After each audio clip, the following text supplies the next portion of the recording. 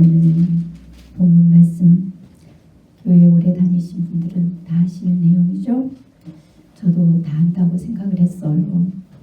그런데 말씀을 항상 준비할 때마다 모르고 있다는 것을 또한 깨닫게 됩니다. 오늘 이제 주인공 두 사람이 나오죠. 가인하고 아벨이 나옵니다. 이 가인과 아벨은 그 헬라어 아니 히브리어로 쌍둥이를 뜻한다고 그래요. 그래서 우리 쌍둥이 또 누가 있습니까? 야곱, 에서의 쌍둥이 있잖아요. 그거는 하나의 믿음의 사람 곧 예수님을 대표함과 동시에 또 이스라엘 백성들, 바리새인 서기관들, 또 종교 지도자들, 또 많은 그 먼저 믿어서 선생이라고 자부하는 사람들을 대표해요. 그래서 가인과 에서는 뒤에 후자를 대표하고 아벨과 야곱은 예수님을 대표하고 이랬습니다. 그래서 늘 그 후자가 그 믿음의 사람 아벨 야곱을 죽이려고 늘 쫓아다니잖아요. 그게 다 예표가 있기 때문에 그럽니다. 오늘도 가인과 아벨은 그 두 가지 예표를 여러분들이 생각하면서 들으셔야 됩니다. 그래야 성경의 본 뜻을 이해할 수가 있습니다. 이제 가인과 아벨은 누구를 통하여서 이 땅에 생명이 주어졌나요? 하와. 네. 원래는 여자라는 이름밖에 없었지만 이제 그 아담과 하와가 선악과를 먹고 하나님 앞에 용서의 은혜를 입고 난 뒤에 아담이 여자에게 자기 아내에게 지어준 이름이 하와예요. 근데 이 하와의 본 뜻은 무엇이라고요? 생명이라는 뜻입니다. 모든 산자의 어머니라는 뜻이에요. 그러면은 이 아담과 이 하와의 그 대표되는 역할이 뭐라고 말씀드렸습니까? 아담 또한 예수님을 대표했던 거고 또한 여자는 성도들. 그래서 예수님의 신부라고 그러잖아요. 우리 성도고 신부의 영성을 가지라고 신부가 되라고 외쳐주는 교회들이 많이 있습니다. 그 예표가 있기 때문에 그래요. 그래서 이 성도의 역할은 굉장히 중요하고 가정의 여자의 역할은 어머니 역할은 굉장히 중요해요. 아담은 씨를 하나님으로부터 생명의 씨를 먼저 받아서 이 여자인 하와에게 줍니다. 그래서 이제 가인과 아벨이 태어난 거예요. 그런데 그들을 양육은 누가 해야 돼요? 누구 손에 영향이 가장 큽니까? 이 여자의 손에 크다는 거예요. 아담은 그걸 알았어요. 아담은 열심히 수고하고 애를 써서 그 씨 뿌렸는데 그것을 이제 잘 자라도록 양육을 시켜주는 누구에게 열심히 갖다 바쳐야 돼요? 하와에게 갖다 바쳐야 되잖아요. 그럼 하와는 그걸 가지고 어떻게 해요? 이 땅에서 사치하고 누리라고 갖다 주겠습니까? 그게 아니죠. 열심히 아담의 자식들을 누구의 후손으로 잘 키우라고요? 하나님의 백성으로. 아름다운 그 영성을 가진 자녀로 하나님의 자녀로 잘 양육하라고 열심히 조달해 주는 거예요. 수고하고 애써서. 여자의 역할은 가정에서 이만큼 중요합니다. 엄청 중요한 역할이에요. 이 남자 탓만 하면 안 돼요. 여러분 가정에서요 여자 엄마를 좋아하지 자녀들이 아빠 따르는 사람 많이 없죠? 제가 여기 어느 약사분이 장로님이세요. 나이도 연세도 한 60도 넘으셨고 부인은 또 의사고 그러세요. 그래서 위에 2층에는 부인이 병원을 하고 밑에는 약국을 남편분이 하더라고요. 그래서 그 병원에 그 약국에 가서 이제 제가 우리 아들이 기침이 코로나 이후에 잘 안 먹는다고 그래서 그 생약 성분이 좀 좋은 게 있다고 그래서 거기서 이제 사가지고 제가 이렇게 소프로 붙여줬어요. 그러면서 약국에 그 의사분한테 부탁을 했어요. 그냥 여기서 바로 택배비를 드릴 테니까 보내주셨으면 좋겠습니다. 그랬더니 그렇게 해주신다고 하면서 그런 이야기를 해요. 엄마 사랑만큼 세상에 없죠. 그러면서 엄마 사랑처럼 큰 게 없대요. 이분이 장로님이신데 그런 이야기를 해요. 그래서 제가 아빠 사랑도 크죠? 그랬더니 아니에요. 저도 남자지만 엄마 사랑하고 아빠 사랑은 달라요. 엄마 사랑 모처럼 큰 게 없대요. 남자분들 좀 섭섭하시죠? 그런데 남자면서도 엄마 사랑이 그만큼 커서 다 커도 왜 아빠 기억보다 다 엄마 그러잖아요. 남자분들도 이 엄마 사랑이 그만큼 크다는 거예요. 그건 뭘 뜻합니까? 엄마의 영향을 그만큼 많이 받는다는 거예요. 정말이에요. 엄마의 영향을요 아이들이 정말 받아요. 여러분 아내가 믿음이 전혀 없는 상태고 아내가 믿음이 없고 약한 상태면요 그 엄마의 그 역할 엄마를 닮아가지 자녀들이 아빠가 믿음 있고 믿음으로 살라고 아무리 몸부림친다 해도요 이 자녀들이 아빠 안 따라와요. 오히려 아빠를 통해서는 상처만 있습니다. 왜 그럴까요? 아빠는 엄마처럼 그렇게 자상하지도 못하는 것도 있지만 왜 그럴까요? 근본 자식은 엄마한테 해서 엄마 뱃속에서 엄마가 주는 양분을 먹고 자랐어요. 생명처럼 엄마가 한 몸을 이룬 것처럼. 그리고 엄마 손에서 길려지고 키워집니다. 그래서 그러는 거예요. 그게 어쩔 수 없는 그 위에서부터 내려온 거예요. 그래서 엄마의 가정의 여자의 역할이 어마어마해요. 신앙의 상태도 엄마를 다 따라갑니다. 정말입니다.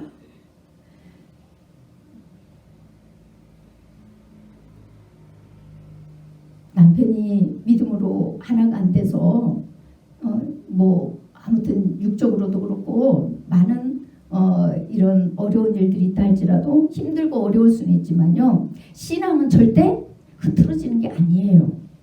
그렇죠? 신앙은 어디에 심겨져 있기 때문에요? 예수 그리스도께 심겨져 있기 때문에 오히려 환난과 고난과 어려운 역경을 통하여서 오히려 신앙이 더 굳건해지게 됩니다. 거기서 많은 인내와 절제와 또 우리가 많은 것들을 내려놓게 되고 다듬어지게 되어 있어요. 주님 앞에 우리가 바로 심겨져서 갔다면 그럽니다. 그래서 아무리 가정에 다른 사람들이 믿음의 사람이 없다 할지라도요 엄마 하나가 바로 세워 있으면은 그 가정은 그 자녀는 살아납니다. 여기도 여자분이 믿어가지고 다 그렇게 이끌어 오셨잖아요. 그렇게 이끌어 오셨잖아. 그만큼 여자의 역할은 귀한 거예요. 그래서 아담이 생명이라고 여자 이름을 지었고 모든 산자의 어머니라고 그 이름을 지었던 겁니다. 그래서 이제 가인과 아벨이 태어난 거예요. 이 가인과 아벨은 누구 손에 길러집니까? 하와 손에 길러져요. 아담은 열심히 일을 해서 열심히 이제 그 잘 길을 하고 먹을 걸 입을 거 공급해 줍니다. 물론 함께 이렇게 주님의 사랑으로 아담이 또 씨를 뿌려줘야 되겠죠. 하나님의 말씀의 양식을 뿌려줘야 돼요. 그리고 그것을 받은 아내는 자녀들에게 소화가 잘 되도록 씹어서 양분을 되도록 먹여줘야 돼요. 맞죠? 이 땅에서도 원리도 똑같잖아요. 남자분들 이제 좀 속 시원하시죠? 몇 주 전에 여자들도 혼납니다 하고 제가 남자 역할에 대해서 말씀드렸는데 별로 크게 나오진 않았는데 오늘 이제 공평하게 제가 선포를 했습니다. 이제 본문으로 다시 들어가겠습니다. 그렇게 여자의 역할은 중요하다는 사실을 알려드렸습니다. 이제 창세기 4장 2절입니다. 2절에서 가인은 가인의 아우 아벨과 가인이 나와요. 그런데 가인 나오는데 아벨은 누굽니까? 양치는 자라 그래요. 여러분들 여러 가지 해석들이 이걸로 이제 분분합니다. 근데 제가 한마디로 정리해 드릴게요. 애표예요. 애표. 아벨이 양으로 제사 드린 게 애표입니다. 가인이 농사하는 이 땅의 곡물로 제사 드린 것도 애표입니다. 예표로 그렇게 딱 이렇게 구분이 되어 있는 거예요. 그래서 아벨은 양치는 자였고 양으로 제사를 드립니다. 이거는 예수 그리스도의 그 십자가의 그 희생 제물을 아벨을 통하여서 하나님께서 드러내신 거예요. 창세 때 이미. 그래서 아벨에게 뭐라고, 아벨은 짐승의 그 피, 양의 첫 새끼를 잡아서 그 기름으로 하나님 앞에 드렸다고 되어 있습니다. 그런데 3절에 가인은 세월이 이제 지났죠. 그 다음에 가인은 땅의 소산으로 제물을 삼아 여호와께 드렸다고 이렇게 되어 있어요. 이거는 가인은 이 세상 것과 자기의 의로, 자기가 자기의 방법으로 하나님 앞에 자기가 나아간 거를 예표한 거예요. 가인은 다른 거 없어요. 양의 새끼를 첫 새끼, 예수님을 뭐라고 우리가 성경에 기록되어 있습니까? 신약에 첫 아들, 맏아들이라고 기록되어 있잖아요. 첫 열매라고 기록되어 있잖아요. 그래서 첫 새끼를 드렸다는 게 그런 의미가 있는 거예요.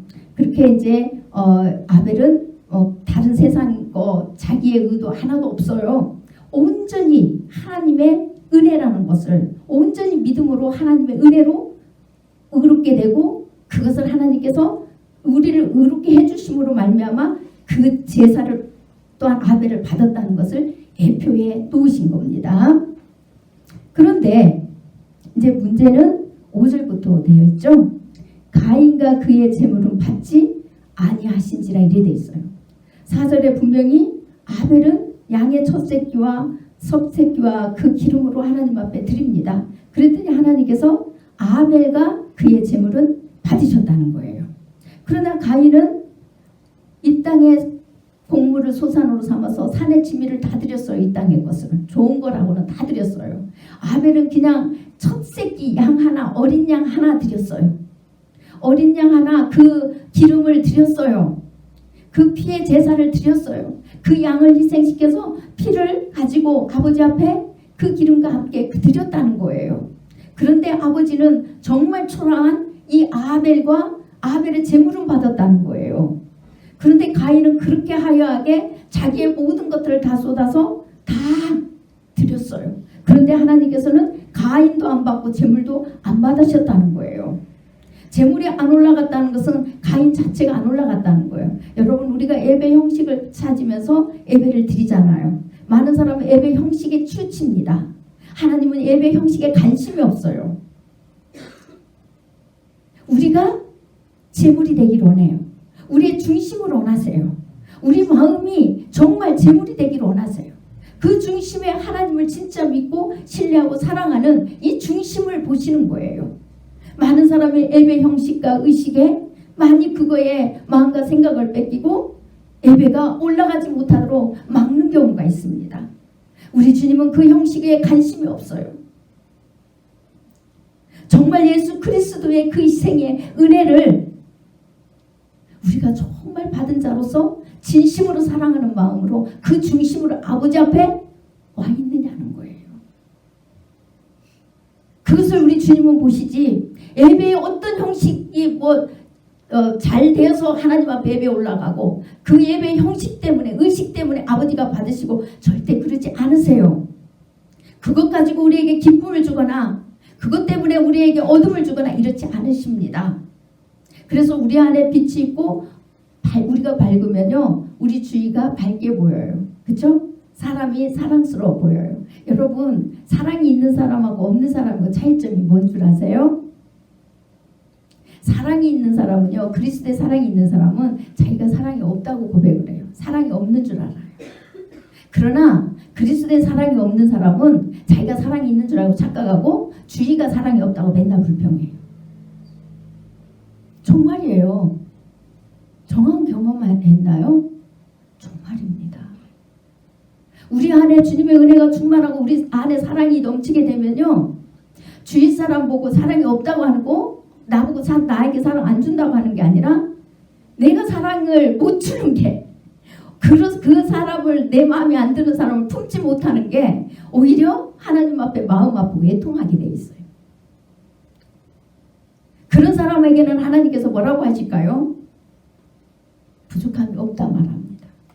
우리 하나님은 우리가 낮아질 때 인정해 주세요. 그런데 우리 안에 빛이 또 없고 어두면요, 우리 주위가 다 칙칙해 보여요. 우리 안에 빛이 있고 밝으면요, 그냥 밝아 보여서 좋아요. 저만 느끼는 거 아니겠죠? 정말이에요.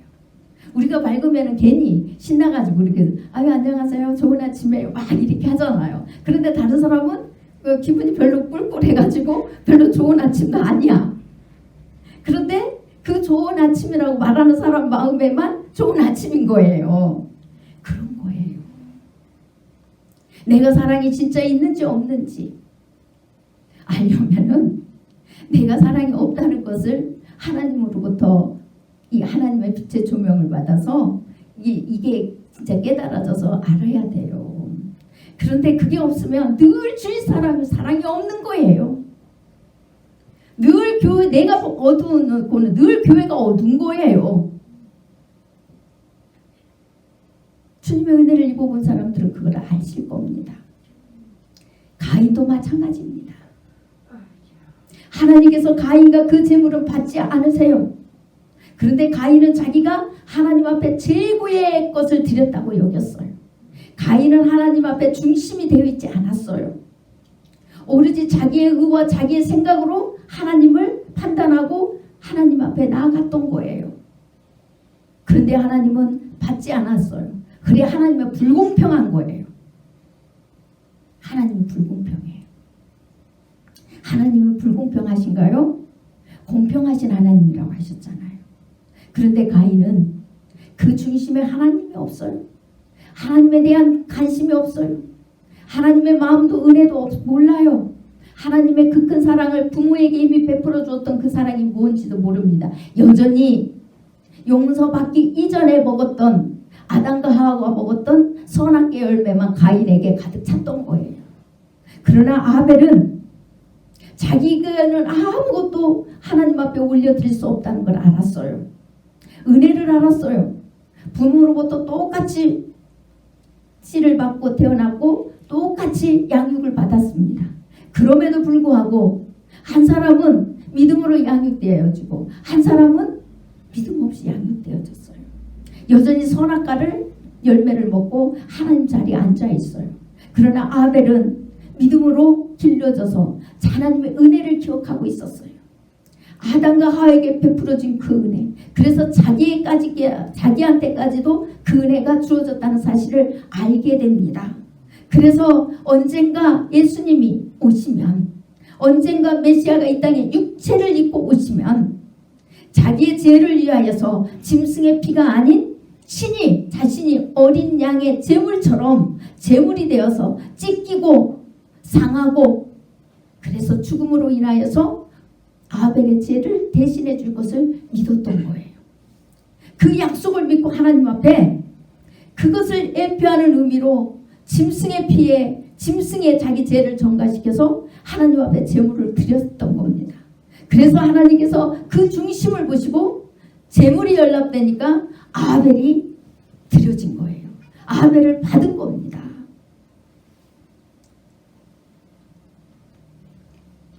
아벨의 중심을 보고 그 제물을 연락하신 거예요. 그러나 가인은 전혀 그것을 깨닫지 못합니다. 그저 아벨을 질투해요. 시기만 해요. 이거는 누구에게 향한 분노입니까? 하나님께 향한 분노예요. 하나님께 향한 분노가 표출이 되기 시작합니다. 하나님은 불공평하다는 거예요. 어떻게 나같이 의로운 사람을 안 받아? 맞죠? 어떻게 나같이 의로운 사람을 안 받아?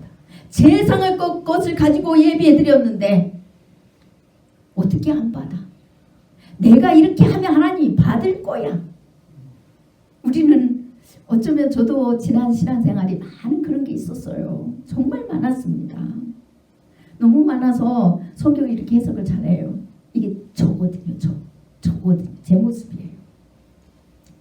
제가 그런 자였어요. 이렇게 하면 하나님이 기뻐하실 거야? 이렇게 드리면 하나님이 예배를 연락하시겠지? 하나님이 나를 천국 보내주실 거야? 천국에서 가장 높은 자리 하나님의 우편 자리를 하나 쭉 떡 나게 주실 거야. 내가 이렇게 했으니까. 이 땅에서도 복을 찾아 손순 주실 거야? 그게 저의 모습이었어요. 그런데 하나님 안 받는데 안 받는다고 하니까 하나님이 자기는 너무 제상으로 하나님 앞에 지금 제상으로 섬겼잖아요. 그쵸? 제상으로 섬겼어요. 그래서 하나님이 당연히 받아야 돼. 하나님이 감사하고 받아야지. 어디 댓글을 안 봐도. 내가 예배 한번 참석해 주는 것도 감사해야지. 늦게 오더라도 안 나오면 어쩔 거야. 나온 것만 해도 감사해야지. 아벨 가인의 그 마음 자세였어요. 아니 그러면 내가 드려서 제상을 것도 드리면 하나님이 감지덕지하고 내 걸 받아야지. 왜 안 받으셔? 분노가 막 일어나요. 안색이 변합니다. 하나님께서는 그런 가인을 찾아오세요. 이 땅에 사단이 다스리는 곳인데 저 땅이 저주받아서 가시 엉겅퀴만 나는 곳인데 하나님께서 아담과 하와를 에덴 동산에서 쫓아내시고 하나님이 동행하셨다는 거예요. 아담과 하와에게 여전히 은혜를 베푸시고 지켜주시려고요. 사단으로부터 보호하려고 이 땅에 오셔서 동행했다는 것입니다.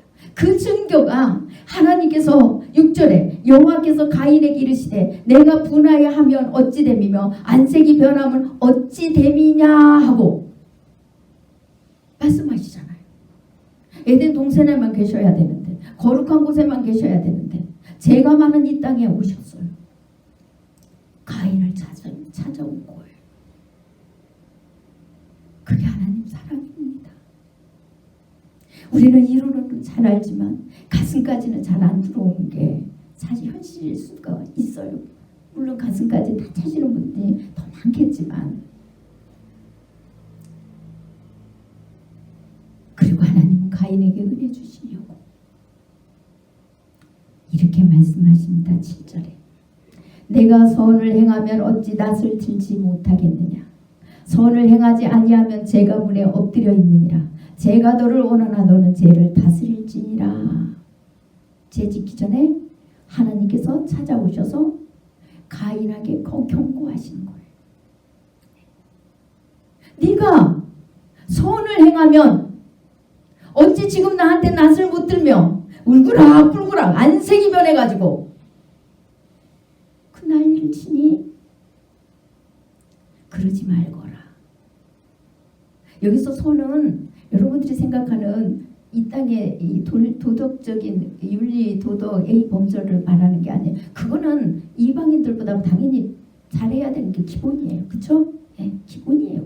그것도 못하면 이방인 안 믿는 자보다 우리는 못하는 자예요. 그렇잖아요. 도덕적으로 아직도 깨끗하지 못하고 세상 정욕과 욕망으로 가득 차서 다니면 이방인들보다 못한 거죠. 예수 믿는다고 말하면서도. 그런데 여기서 선은 하나님에 대한 믿음과 신뢰와 사랑을 이야기하는 거예요. 여기서 선은. 그래서 히브리서 11장 4절에 보면 이렇게 나와요. 믿음으로 아벨은 가인보다 더 나은 제사를 드림으로 하나님께 의로운 자라고 증거를 얻었다는 거예요. 의로운 자였기 때문에 가인에게 의롭지 않은 자에게 악한 자에게 죽임을 당했는데 그 죽임이 곧 지금도 우리한테 그 믿음으로서 지금도 알린다는 거예요. 그리고 요한 1서 3장 10절에서 12절 집에 가서 요한 1, 2, 3, 4를 자세히 한번 읽어보세요. 거기에 보면은 3장 10절에서 12절 내용에 보면은 이렇게 되어 있어요. 이러므로 하나님의 자녀들과 마귀의 자녀들이 드러나나니 무릇 의를 행하지 아니하는 자나 또는 그 형제를 사랑하지 아니하는 자는 하나님께 속하지 아니하니라 이래 되어 있습니다. 그러면서 우리는 서로 사랑할지니 이는 너희가 처음부터 창세 때부터 들은 소식이라 이래 되어 있어요. 그러면서 바로 뒤에 가인같이 하지 말라. 그는 악한 자에게 속하여 그 아우를 죽였으니 어떤 이유로 죽였느냐. 자기의 행위는 악하고 그 아우의 행위는 의로움이니라 이래 되어 있습니다. 가인같이 하지 말래요. 하나님의 자녀들과 마귀의 자녀들이 드러나는데 하나님의 의를 행하지도 않고 그 형제를 사랑하지도 않는데 가인같이 하지 말라는 이야기가 여기 있을 필요가 없잖아요. 그쵸? 저도 몰랐어요. 요한 1, 2, 3서가 어떤 사랑을 말하는지 몰랐습니다. 제가 그것을 받고 난 뒤에 오늘 이 메시지를 여기서 서서 증거하기까지 너무 부담이 컸어요. 너무 부담이 컸어요. 저도 그 뜻을 행하지 못했기 때문에 지난날 진정한 사랑을 하지 못했고 진정한 해결을 성도 때 못했어요. 목회를 하면서 비로소 해결을 했어요.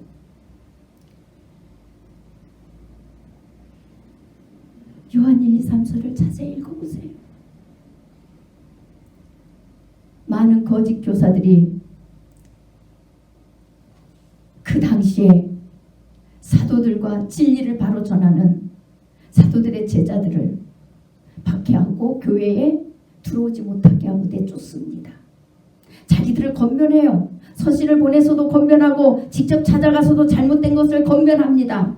그랬더니 이들이 찔림이 있어요. 그래서 사도들을 내쫓습니다. 그것을 사도들이 요한 1서 첫마디에 그렇게 이야기하고 있어요. 너희가 하나님께 속하였다면 우리와 사귐이 있을 것이다. 우리와 사귐이 있을 것이다. 그런데 우리가 사귐이 없으면 너희는 거짓말하는 자다. 너희 안에 그리스도의 사랑이 없는 것이다. 하나님은 어둠이 죽음도 없으신 분이다. 너희가 우리를 받아들이지도 않고 영접하지도 않고 우리가 너희를 건면하는 소리에 오히려 하나님 우리를 받으시는데 불구하고 너희는 시기 질투가 가득해서 오히려 가인처럼 하나님의 진리의 복음을 바로 전하는 자들과 또 잘못된 것을 잘못된 교리를 들춰서 지적해주는 자를 그리고 지적해주는 자들과 또 믿음으로 바로 가는 자들을 대적했어요. 그들을 형제를 사랑하지 않았다는 거예요. 계속 자기들의 교리로 대적하는 거예요. 형제를 사랑하지 않고 그것을 사랑하지 않았다고 그렇게 이야기해요. 형제를 사랑하지 않았다고. 믿음으로 바로 가는 자들과 하나님의 진리의 소리를 전해주는 자들에게 본인들이 성경 말씀을 통해서 잘못된 것이 드러나면 회개하고 잘못했노라고 하면 하나님께서는 미쁘시고 의로우신 분이라 깨끗하게 해주신다는 거예요. 그게 요한 1서에 나오는 내용입니다.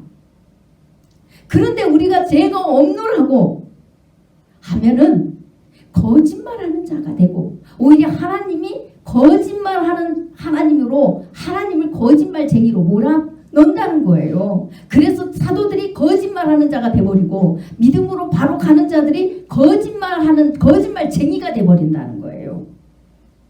그래서 형제를 사랑하지 않는 자는 하나님과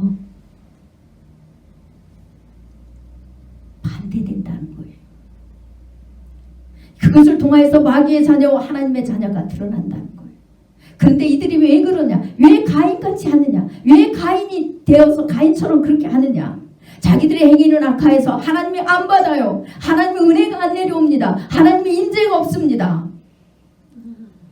그런데 믿음의 사람들과 하나님이 원하시는 좁은 길로 가는 자들은 그 진리를 선포해주는 사도들은 하나님의 임재가 있어요. 하나님의 용서의 은혜가 있어요. 하나님과 동행이 있습니다. 그들에게 자기를 딱 비춰보니까 자기들이 악한 자로 드러나는 거예요. 의롭지 못한 자로 드러나는 거예요. 자기들은 의롭다고 생각하고 있었는데 잘못됐다는 것이 들춰내니까 하나님의 사랑을 알고 하나님이 회복시켜 주실 것을 믿는다면 거기서 잘못된 것을 인정하고 회개했으면 되는데 그렇지 않고 계속 오히려 그 사도들이 잘못됐고 믿음의 길 바로 가는 자들이 잘못됐고 그러면 하나님이 잘못됐다는 거예요. 가인이 지금 그런 행동을 하고 있다는 거예요. 그것을 요한 1서에서 자세히 기록하고 있다는 거예요. 저도 몰랐어요. 알았으면 저 참 성도 때 신앙생활 잘해서 목회까지 하나님 안 하게 하셨을 거예요. 정말이에요. 제가 성도 때 못하니까 하나님께서 목회의 길을 오게 하셔갖고 저를 회개시키는 거예요. 회개시켰던 거예요. 몰라서 제가 몰랐겠어요. 교회에서 똑똑하기로 믿음 있기로 소문이 났으니까 여러분도 수십 년 동안 저 함께 하시는 분들이 많잖아요. 수십 년을 제 모습이 아름답지 못하는 데 불구하고 되돌아가지 않고 20년, 30년을 옆에 계세요. 그렇게 저는 의롭 자칭 믿음이 괜찮은 사람이었는데도 불구하고 하나님의 말씀의 조명에 비추어 보니까 형편없는 교만으로 얼룩되어 있었던 자들이라 잘하는 거예요. 가인 같은 자였더라고요. 주님이 가인에게 그것을 말씀하시는 거예요. 네가 선을 행하면, 네가 사랑한다면, 정말 나를 사랑했다면 네 동생 것을 받을 때 너는 회개하고 엎드렸어야 돼.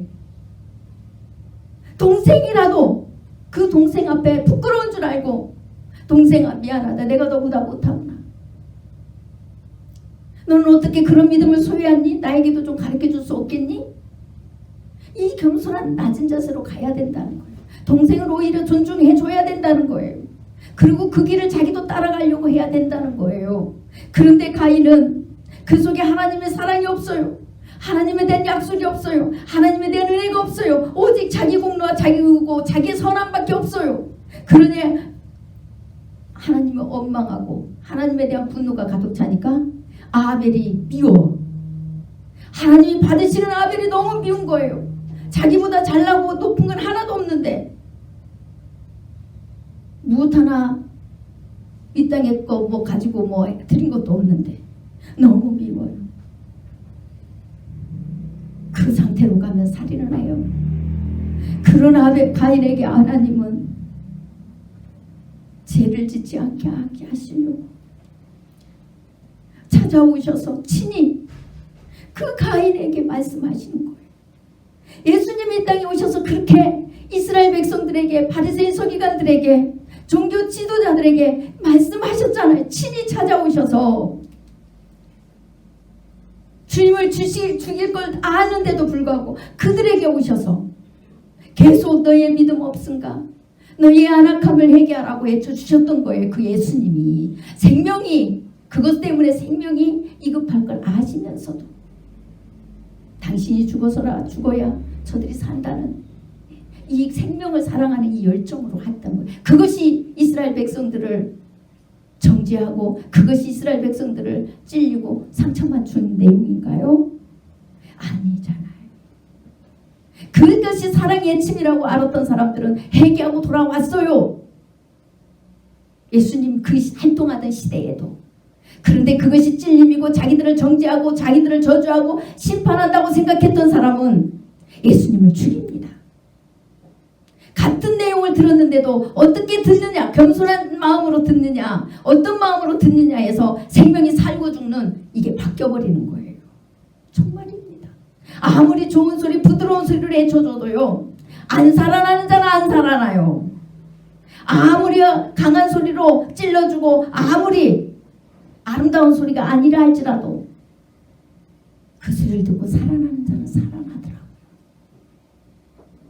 우리가 할 수 있는 게 아니기 때문에. 우리의 마음 상태라는 거예요. 우리가 얼마나 겸손하고 낮아졌는지 그 마음 상태라는 거예요. 그래서 주님께서는 너에게 나에 대한 믿음과 사랑이 없으니 아벨에 대해서 네가 분노하고 있구나. 그 사랑 없는 죄가 사람을 죽이려고 너를 원한다. 그러나 너는 죄를 다스려라. 이 내용이 무슨 내용이라고 했습니까? 히브리어로 테수카라는 단어하고 똑같아. 여자가 남자를 원하나 하는 단어하고 똑같은 단어로 써요. 이거는 독립과 지배예요. 그럼 무엇을 뜻합니까? 죄를 다스리든지 이기든지, 이겨서 그 죄가 우리를 주장하지 않고 그리스도의 사랑이 주장하게 하든지, 아니면 완전히 도망가 버리든지 둘 중에 하나라는 거예요. 독립하든지 지배하든지. 끝까지 이기라는 거죠. 두 개 다.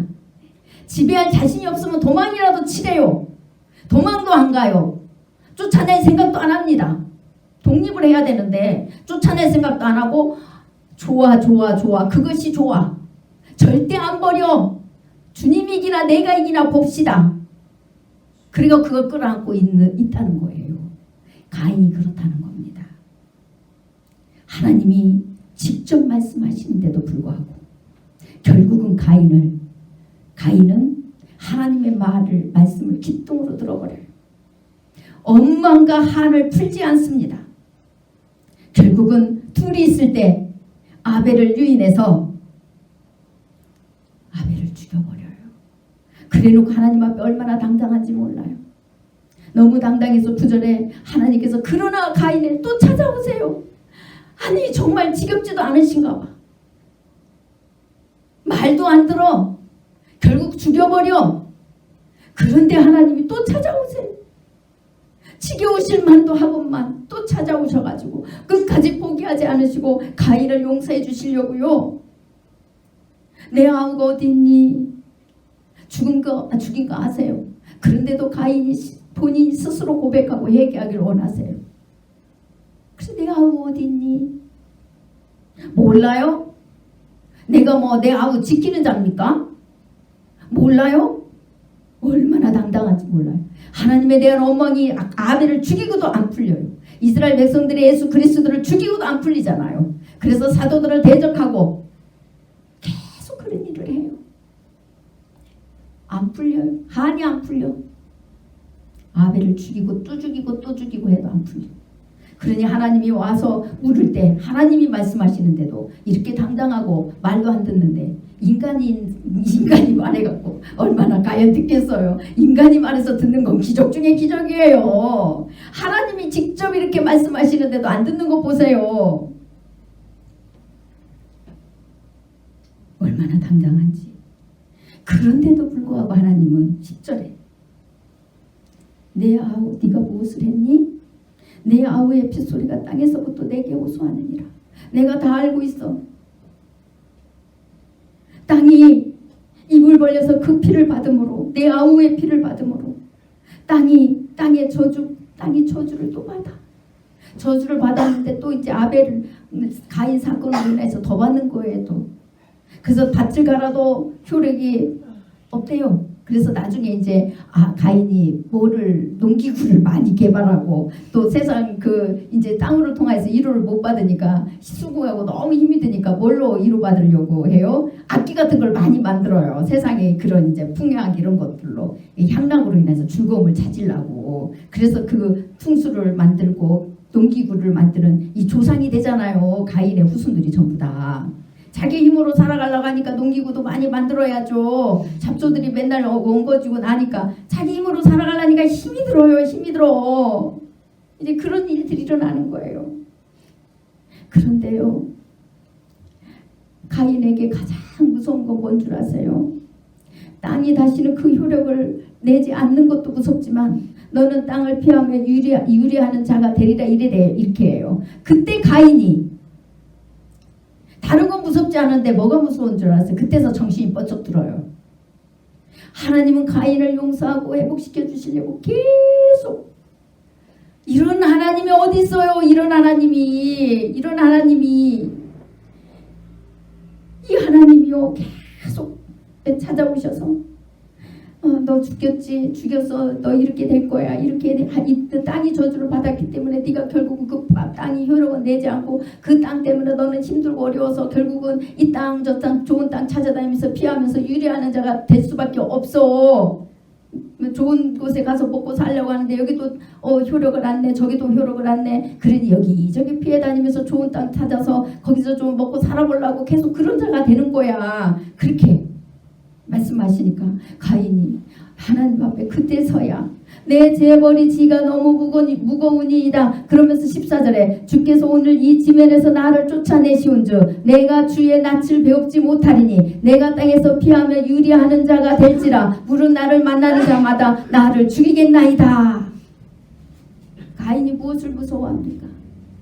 땅이 저주를 받아서 자기에게 먹을 거 입을 거 풍족하게 안 주는 거에 무서운 게 아니라 하나님의 낯을 배웁지 못할 거라는 걸 알아요. 하나님의 낯을 배웁지 못하면 죽음이 항상 도사리고 있다는 걸 알아요. 두려움이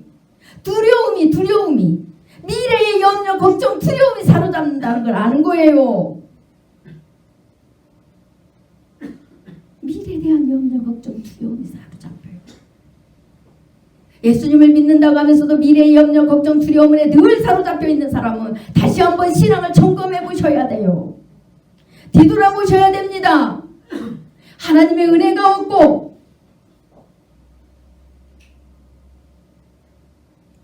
뒤돌아보셔야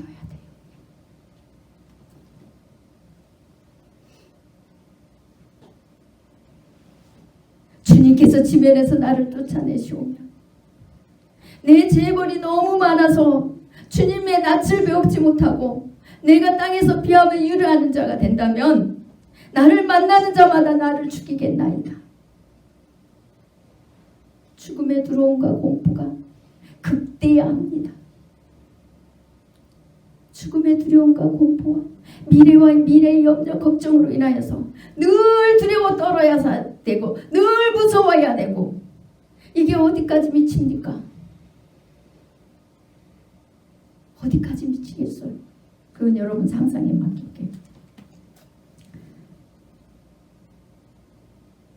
그런 가인에게요. 15절에 여호와께서 그에게 이르시되 그렇지 아니하다.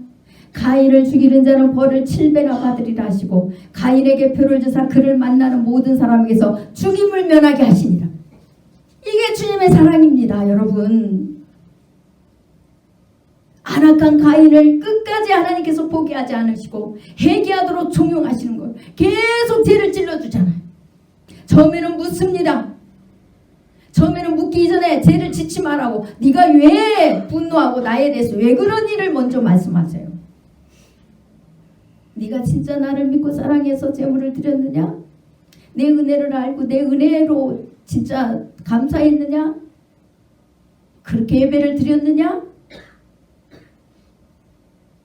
억지로 하나님 나한테 감사하세요 그런 자세냐? 내가 나와주는 것만 해도 감사하세요. 내가 봉사해주는 것만 해도 감사하세요. 누구를 위해서 신앙생활합니까? 누구를 위함일까요? 우리는 우리 자신을 위해서 하는 거예요. 주님을 위함도 아니에요. 진짜 주님을 위하는 것은 주님의 생명들을 양육하는 그런 자리에까지 가서 내 생명을 내놓을 수 있는 자가 그때부터 주님의 일을 하는 거예요. 주님 자식들을 이렇게 케어해주고 양육해주고 자기의 시간과 자기의 모든 것들을 다 쏟아부어서 그렇게 하잖아요.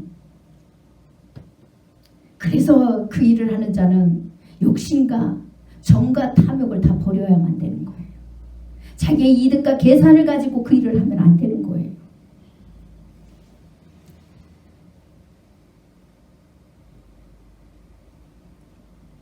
하나님께서는 안악한 가인을 끝까지 찾아오셔서 포기하지 않고 회개하도록 만드셔서 회개하니까 주님께서 그가 불안해서 떠는 일을 제거시켜 주시잖아요. 그렇지 아니하다. 가인을 죽이는 자는 벌을 7배나 받을 것이다. 가인에게 표를 주시고 만나는 모든 사람이 가인을 죽이지 못하도록 표를 주셨다는 거예요. 하나님의 보호의 표를.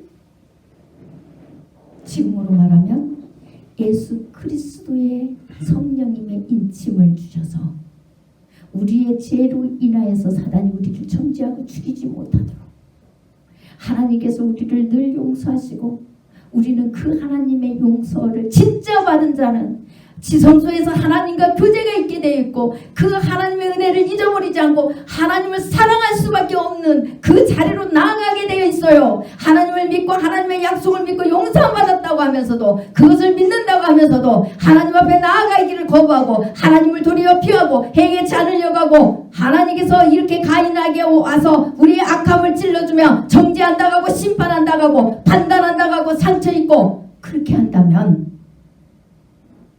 그 사람은 아직 하나님의 은혜를 모르는 사람입니다. 진짜 믿는 사람이 아니에요. 진짜 믿는 사람은 은혜가 임하게 되어 있고 그 은혜를 받은 사람은 하나님을 사랑하게 되어 있어서 마음과 중심과 성품과 목숨을 다해서 그분을 사랑하기 위해서 그분 앞에 엎드리게 겸손함으로 나아오게 되어 있습니다. 그분의 빛 앞에 조명을 받아서 그 교만함까지도 모든 것들을 다 해결하고 제거시키고 싶어서 그 주님 앞에 나를 낱낱이 벌거벗어 가지고 오히려 내보이게 되어 있습니다. 그게 진짜 하나님의 약속을 믿고 약속이 이루어진 자의 모습입니다. 그 사람 그런 사람에게는 성령님의 인침이 있다는 거예요. 성령님의 인침만이 아니라 그 성령이 소멸하지 않고 성령의 충만함이 계속되어져서 가인에게 베푼 그 은혜를 주신 것처럼 우리에게도 죽음의 두려움이 없도록 한 사단이 우리를 다시 빼앗지 않도록 굳게 붙들어 주신다는 사실, 여러분 이것을 믿으셔요. 오늘 이 말씀을 통하여서 이렇게 하나님께서는 끝없는 사랑을 우리에게 베풀어 주셨어요. 신약에 와서 죽음으로, 예수 그리스도의 십자가의 죽음으로 그것을 증명해 주셨다는 사실입니다. 다른 게 사랑이 아니에요. 죽음으로, 예수 그리스도가 죽음으로 우리에게 그것을, 그 사랑을 증거해 주셨다는 사실이요. 그것을 장세 때 이렇게 펼쳐놓은 겁니다. 가인에게 벌을 주려고 찾아오신 하나님이 아니라 살리려고 찾아오신 하나님, 여호와 하나님, 그 하나님께 우리는 내가 예배 해주는 것만 해도 감사해요. 이런 자세 하면 안 되겠죠. 늘 부족하고 늘 주님 앞에 해도 주님의 사랑에 우리는 사랑을 갚을 길이 없어. 늘 부족해요. 그럴 때 주님은, 하나님 우리를 안아주시는 거예요. 가인처럼 빳빳해가지고 원망과 한과 불평 당연하죠. 내가 뭐 하나님 앞에 이만큼 해주는 것도 감사하세요. 내 형편에 이만큼 하는 것도 감사하세요. 내가 이렇게 하는 거 감사하세요. 이런 자세라면은 안 되잖아요. 물론 여러분들은 그런 분 안 계시겠죠. 가인이 그랬다는 거예요. 가인이. 저와 여러분은 그런 우리 이 가인 같은 이 사람도 하나님이 끝까지 포기하지 않고 사랑을 베푸셨다는 거, 그걸 기억하시고 하나님의 사랑에 좀 감동하시고 일주일 동안에 그 사랑이 온전히 회복돼서 위로와 축복을 받는, 여러분의 영이 온전히 회복되는 이 놀라운 역사가 일어나기를 간절히 축원합니다. 기도하겠습니다.